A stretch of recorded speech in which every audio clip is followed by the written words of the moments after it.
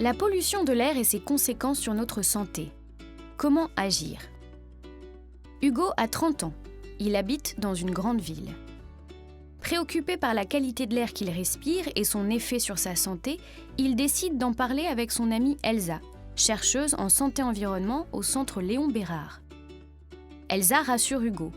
Contrairement aux idées reçues, la pollution de l'air a diminué ces dernières décennies, notamment grâce aux évolutions technologiques et aux réglementations environnementales.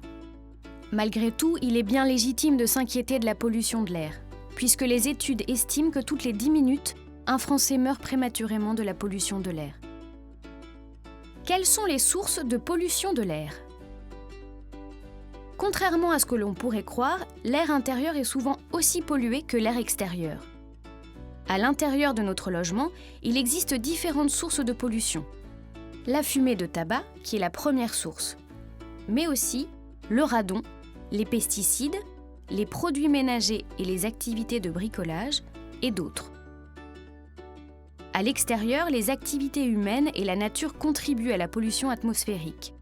Le trafic automobile, qui est la première source, mais aussi le transport, les activités industrielles, l'agriculture, le chauffage au feu de bois et d'autres. Les principaux polluants à l'extérieur sont les particules fines, l'ozone et le dioxyde d'azote.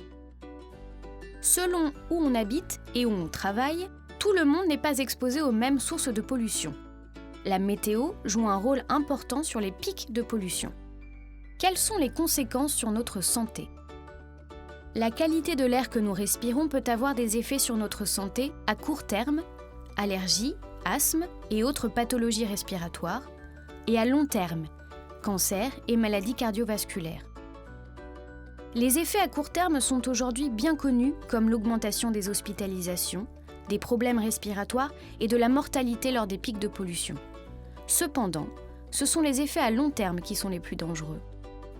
Le Centre international de recherche sur le cancer a classé cancérogène pour l'homme la pollution atmosphérique, dont les particules fines et les gaz d'échappement des moteurs diesel, pour les cancers dans leur globalité et spécifiquement pour certains cancers tels que le cancer du poumon et le cancer de la vessie. Comment se protéger ou agir pour réduire la pollution de l'air? Réduire la pollution de l'air relève principalement des réglementations, mais implique aussi des actions au niveau individuel et collectif. Chacun peut agir sur son air intérieur par des gestes simples et faciles à mettre en œuvre. Aérer son logement au moins 10 minutes tous les jours. Vérifier régulièrement son système d'aération. Être vigilant lors de l'achat des produits d'entretien, de bricolage ou de meubles. Diminuer les sources de pollution. Mais aussi pour réduire la pollution de l'air extérieur. Remplacer ses appareils de chauffage non performants, se déplacer en mode doux, entretenir son véhicule, respecter les restrictions de circulation différenciées, diminuer et valoriser ses déchets verts, soutenir les initiatives en faveur de l'environnement.